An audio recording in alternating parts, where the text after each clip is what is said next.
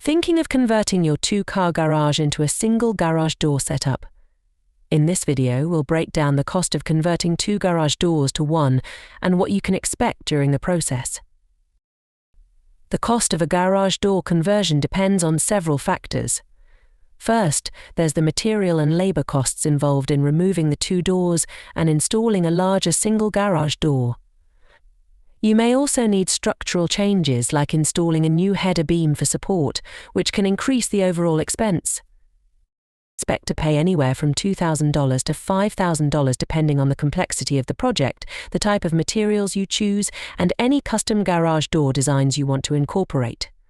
Don't forget about permits and inspections, which might be required for this kind of renovation. Hiring a professional contractor is highly recommended for a project of this scale to ensure everything is up to code and properly installed. For more information on garage door conversions, make sure to visit our website.